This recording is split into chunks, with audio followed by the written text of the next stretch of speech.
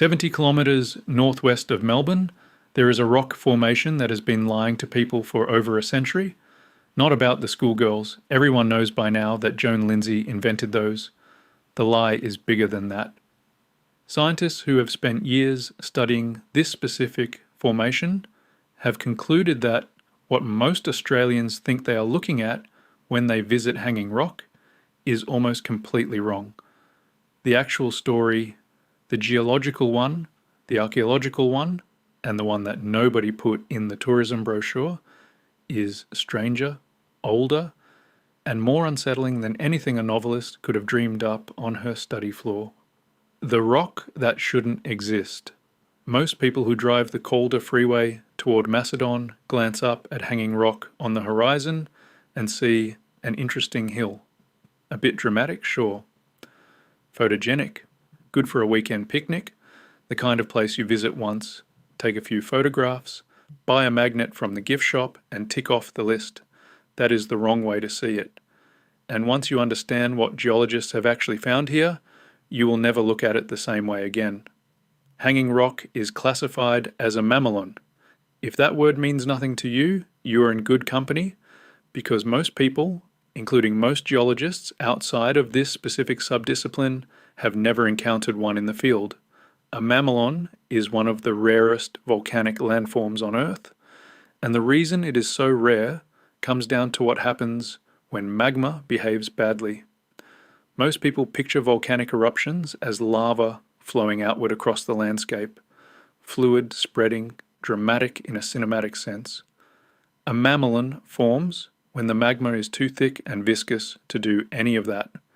Instead of flowing, it is squeezed upward through a narrow vent in the earth like toothpaste being pushed out of a tube, and then it simply piles up directly on the surface, congealing in place, building on itself, hardening into a steep-sided dome of layered rock rather than spreading into the landscape around it. As that dome cools over time, it contracts. It cracks. The cracks deepen into columns. Over millions of years, those columns weather into the jagged, angular pinnacles that visitors now photograph from the marked walking trails below. The overhanging ledges, the narrow passages, the shapes that look like they were stacked deliberately by something with a very dark sense of interior design. All of that is the direct physical consequence of how a mamelon forms and ages. This particular mamelon formed approximately 6,250,000 years ago.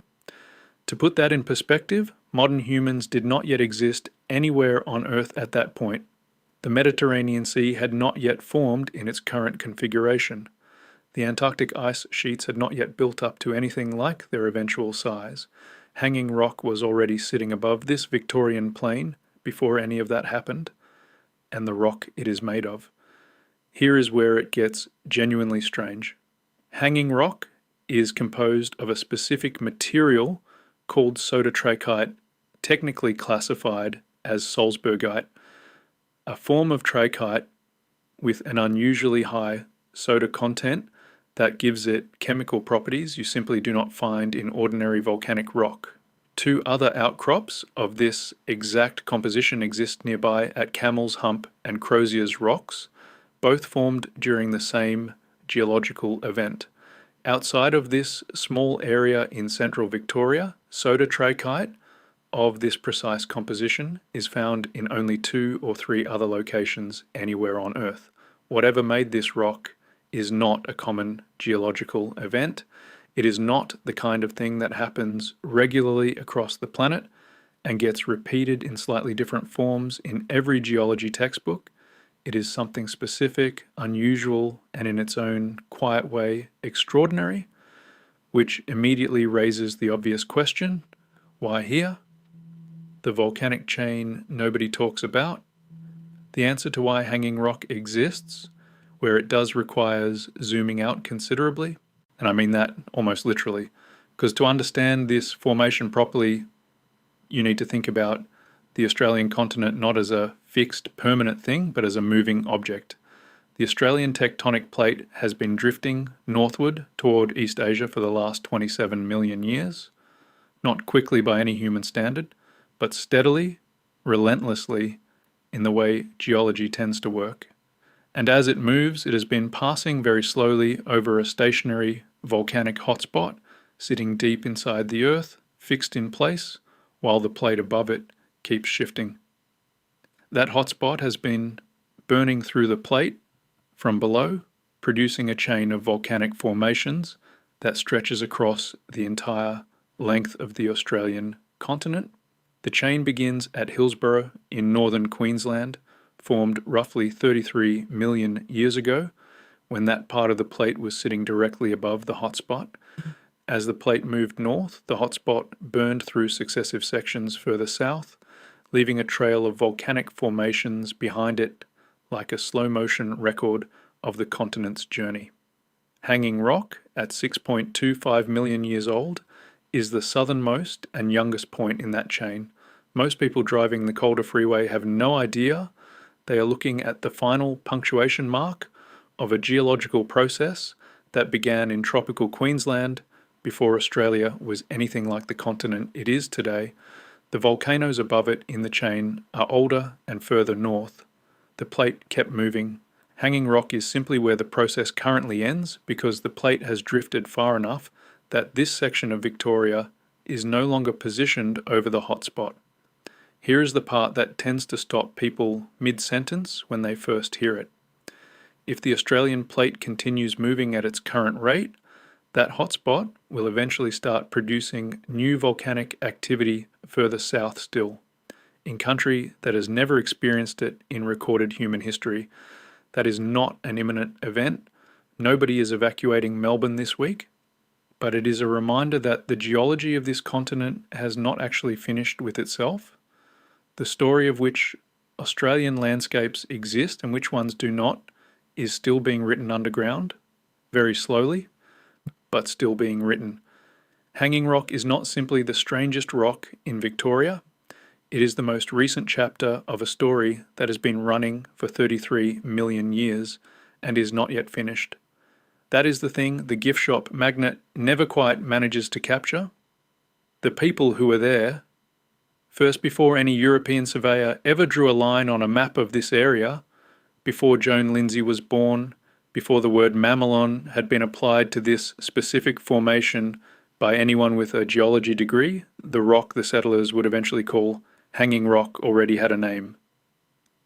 Ganalong, sometimes recorded as Anialong, given to it by the Wurundjeri, Dja Dja Wurrung and Taungurung peoples, whose territories converged in this part of central Victoria.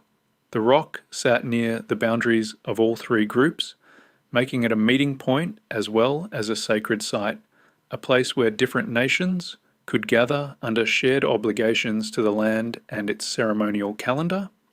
Archaeological evidence, including stone tools sourced from locations at considerable distances from the rock, confirms Aboriginal use and occupation of the site for at least 10,000 years. Some researchers studying the ceremonial significance of the site have proposed that meaningful human activity here may extend to 26,000 years or longer, placing it squarely within the period when the first Australians were still settling the continent's southeastern corner. The specific ceremonial function of Nganalong was male initiation. Entry to the rock formation was restricted exclusively to young males undergoing initiation rites and the senior men conducting them. This was not a casual boundary, the kind of thing you might post on a sign and expect people to mostly ignore. It was law, held by language, story, and the accumulated social authority of thousands of years of continuous practice. The restriction was not arbitrary. It was the product of people who understood this landscape with a depth and precision that no external survey team was going to replicate in a field season. The detailed content of what happened inside those initiation ceremonies is not public knowledge. It was never intended to be. That is the point. Some knowledge is not meant to be broadcast. Respecting that is not a limitation on our understanding. It is part of understanding correctly. By 1863, the people who held that knowledge were gone from this place. Disease, frontier violence, and forced relocation had reduced Victoria's Aboriginal population by more than 80%. within 30 years of European settlement. One of the most rapid and devastating demographic collapses recorded anywhere in the colonial world. The surviving Wurundjeri people in this area were moved to the Kurunduk Aboriginal Mission near Healesville, more than 80 kilometres from the rock that had been central to their ceremonial life for thousands of years. The traditional name of Nyanalong, along with the full ceremonial understanding of what happened there, was largely severed from the landscape that carried it. European settlers knew the formation as Mount Diogenes, a name given to it by surveyor Robert Hoddle when he recorded it on a map in 1844, as though it were simply an unnamed hill waiting to be catalogued, rather than a site with a name, a history, and a legal framework of access that had been in continuous use for longer than any European institution had existed anywhere on Earth. Nothing about any of this appears in Joan Lindsay's novel. The schoolgirls, the governess, the oppressive Victorian boarding school, the hysteria over the disappearances, all of it is set against a landscape the fiction treats as essentially empty before the Europeans arrived to picnic on it. Lindsay was not unusual in this omission. It reflected the standard framework of Australian public culture in 1967, in which a rock formation's human history was assumed to begin when Europeans found it interesting enough to visit. That assumption was wrong then, it remains wrong now. The dream that became a legend? In 1967, a 71-year-old Australian woman named Joan Lindsay published a novel she had written in 2 to 4 weeks after a series of vivid, recurring dreams. Each night she dreamed the same thing. A hot summer day, a picnic, a rock, a group of girls walking away from the others and not returning. Each morning she woke and wrote down what she remembered, spending whole days on the floor of her study surrounded by papers, barely stopping to eat. The book opened with a note to the reader. Whether Picnic at Hanging Rock is fact or fiction, my readers must decide for themselves. She never clearly walked that back. And I want to be precise about what that means, because it is not simply an author being coy. When asked directly in a 1974 interview whether the novel was based on true events, Lindsay said, well, it was written as a mystery, and it remains a mystery.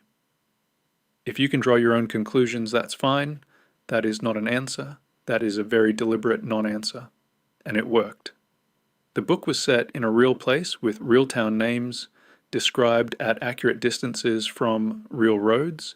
A girls' school similar to the fictional Appleyard College had actually moved to Woodend, 8 kilometres from the Rock, in 1919, 19 years after the fictional events were supposedly set. The details were specific enough, and the author's silence on the truth pointed enough, that large numbers of Australian readers spent years genuinely uncertain whether a group of schoolgirls had actually vanished at Hanging Rock on February 14th, 1900. They had not. There is no historical record of any such disappearance, no newspaper accounts from 1900, no police records, no inquest, no death certificates. The event did not happen. Lindsay had conceived the story in a dream, written it down, and then declined for the rest of her life to completely close the door she had left open by calling it a mystery rather than a novel. Here is the detail that I find genuinely unsettling, and I've thought about it more than is probably healthy. Lindsay claimed throughout her life that watches stopped when she was near them. She never wore one as a result. This personal quirk became a central motif in Picnic at Hanging Rock, where the watches of the picnickers stop on the afternoon of the disappearances. It is one of the stranger instances in Australian literary history of a writer's own reported experience bleeding directly into a work she publicly refused to fully classify as fiction. Whether you believe watches actually stopped around Joan Lindsay is beside the point. The fact that she believed it and that she built it into the heart of a novel she then refused to call fiction tells you something important about the way this specific woman understood the relationship between her imagination and the real world.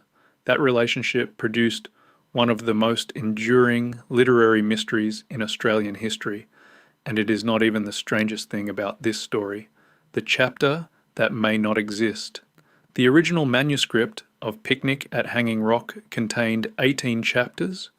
Lindsay's editor, Sandra Forbes, wrote back with enthusiasm about the novel, but suggested one change: remove the final chapter. She believed the book would be more powerful as an open mystery than as a resolved one. Lindsay agreed. Chapter 18 was cut. The published novel ends without resolution, and that ending, the permanent uncertainty of it, became inseparable from the book's identity and its cultural impact over the following decades. So far, so straightforward. Then, in 1987, 3 years after Lindsay's death, the missing chapter was published posthumously under the title The Secret of Hanging Rock. It described the girls who went missing, encountering what the text calls a hole in space, a point in the rock where the boundary between normal time and something else breaks down. Their corsets float in the air. A balanced boulder shifts into place behind them. The chapter implies a time warp rather than a conventional disappearance, a science fiction resolution to a mystery that had been left deliberately open for 20 years. Some scholars and researchers have raised serious questions about whether that chapter was genuinely written by Lindsay at all. No original manuscript has been found, no typo script exists, no diary entry or letter by Lindsay references its specific contents, no notary document transferring the rights exists. The people most confident the chapter was authentic were her publisher and literary agent, who had significant financial interest in the book's continued circulation. Lindsay herself, in her lifetime, repeatedly and publicly said she believed the mystery should remain open, that she had agreed with her editor to remove the final chapter precisely because ambiguity served the story better than resolution. The posthumous chapter, which closed what Lindsay had chosen to leave open, was published by the people who stood to benefit most from the story staying in print 3 years after the woman who could have confirmed or denied it was no longer alive to do so. That question, whether the final chapter is genuine or a literary fabrication grafted onto a dead author's work, has never been conclusively settled. The most famous Australian mystery novel may itself contain a mystery that has absolutely nothing to do with Hanging Rock. I genuinely do not know what to do with that information other than tell you about it and let you sit with it the way I have been sitting with it. What the rock actually does to people Peter Weir, who directed the 1975 film adaptation, recalled visiting Hanging Rock to scout locations and finding it genuinely disorienting before a single camera had been set up or an actor had arrived. Something about the formation produced a response he could not name. He is not alone in that, and the reason is not supernatural. It is geometric. The interior is a maze of vertical faces, narrow passages, and sudden dead ends, formed where harder rock resisted erosion, while the softer soda trachyte beneath wore away faster. Some pinnacles are wider at the top than the base, shapes that simply do not behave the way rock is supposed to behave. Visitors who leave the marked trails regularly become lost inside a formation you could walk the perimeter of in under 20 minutes. The disorientation is not about size, it is about geometry. Your internal sense of direction stops working reliably in there. Weir said in 2006 that the explanation he feared most was the mundane one, that someone had simply fallen down a hole. The crevices and vertical drops here are real, documented hazards. The rock does not need supernatural assistance to be dangerous. The fiction invented the schoolgirls. The hazard was always real. What scientists found, that shocked. Everyone here is where this story stops being about a novel and starts being about something considerably larger. Geologists who have studied Hanging Rock in detail over the past several decades have assembled a picture of this site that goes well beyond what most Australians, including the ones who studied the book in high school, have ever been told. And I want to be clear about something before we get into it. These are not fringe researchers working outside the mainstream. This is peer-reviewed earth science conducted at one of the most studied geological formations in southeastern Australia. Start with the magnetic surveys. In the early 2000s, researchers conducting detailed magnetic mapping of the area found something that initially resisted straightforward explanation. The sodatrachite making up the mamelon carries magnetic properties that behave differently from the surrounding volcanic rock. Not dramatically, not in a way that would send compass needles spinning wildly, but measurably, consistently, and in patterns that correlate directly with the specific mineralogical composition of the Salzburgite itself. Here is why that matters. The magnetic signature is not uniform across the formation. It varies between sections in ways that reflect the internal structure of the mamelon, the way different layers of viscous magma piled on each other during the original eruption, cooling at slightly different rates, locking in slightly different magnetic orientations as they hardened.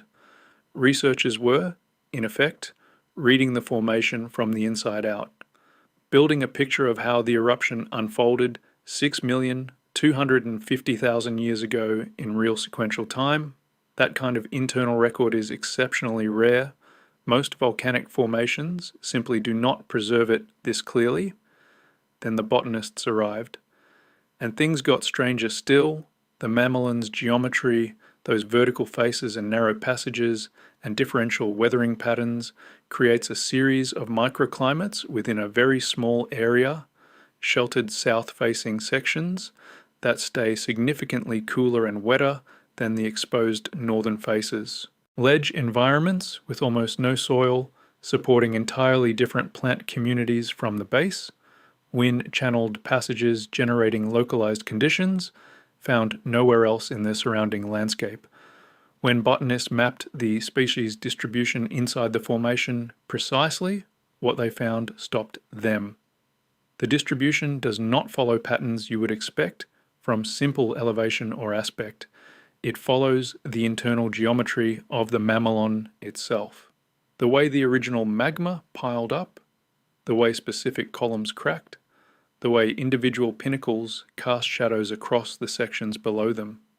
The forest growing on hanging rock is, in a very specific technical sense, a biological map of the volcanic event that created it 6 million years ago. Take a moment with that. The knowledge that was always there. Something that does not get said often enough in discussions of hanging rock is this: the Wurundjeri already had it right, not metaphorically, not in a vague gesture toward Indigenous wisdom kind of way that sounds respectful without actually meaning anything, specifically, demonstrably, practically right. The ceremonial restrictions that governed access to Nganalong were not simply a spiritual response to an unusual landscape, though they were certainly that. They were also the encoded product of thousands of years of direct observation of a formation that is genuinely hazardous to navigate without specific knowledge of its interior geometry. The narrow initiation pathway into the rock, the restriction of access to people who had been formally prepared for what they were entering, the prohibition on casual entry by those without that preparation. These were not rules invented to make the site seem more sacred. They were rules developed by people who had watched what happened to individuals who entered this specific landscape without the proper knowledge, and who had incorporated that observation into the legal framework governing access to it. Modern park management at Hanging Rock has arrived largely independently at a very similar position. Visitors are strongly advised to stay on marked trails. There are no marked trails leading into the formation's interior in a way that would allow casual exploration of the crevices and chimneys below the pinnacles. The disorientation effect we are described is well enough documented that it appears in official visitor information. The contemporary safety framework and the ancient ceremonial framework are not identical, but they are solving the same problem. The specific physical hazards of a specific mamelon formation in central Victoria, understood by two very different knowledge systems across an enormous span of time, arriving at structurally similar conclusions about how to manage human access to it safely. That parallel is not coincidence. It is what genuine accumulated knowledge about a specific landscape looks like when it is taken seriously. The severing of that knowledge in the 1860s, when the Wurundjeri were removed from their country and relocated 80 kilometres away, did not make the knowledge disappear. It made it inaccessible to the landscape it was specifically about, which is a different thing and a significantly worse one. Efforts to reconnect that knowledge to the site have been ongoing, and there is more work to do there than has yet been done. The traditional name Nganalong has been partially restored to public use alongside the colonial name, but the full ceremonial understanding of the site, the specific encoded knowledge of its interior, accumulated across 26,000 years of direct relationship with this particular formation, cannot be recovered simply by restoring a place name to a tourism sign. That is the real loss sitting underneath the picnicking tourists in the film adaptations and the gift shop magnets, not the fictional schoolgirls, the actual knowledge.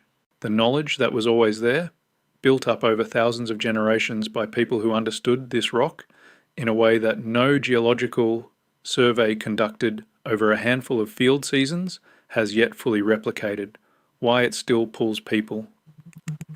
In Hanging Rock receives hundreds of thousands of visitors every year. Most of them come because of a novel about an event that never happened. That is a strange thing to sit with. The most famous rock formation in Victoria, possibly in Australia, is famous primarily because of a fictional disappearance that a 71-year-old woman dreamed about and then refused to confirm was fiction until she died. The actual story of the rock, 6 million years old, geologically unique, carrying a magnetic record of its own formation, sitting at the end of a volcanic chain that crosses the entire continent, built on 26,000 years of Aboriginal ceremonial use, and studied by scientists who found things inside its structure that nobody expected to find.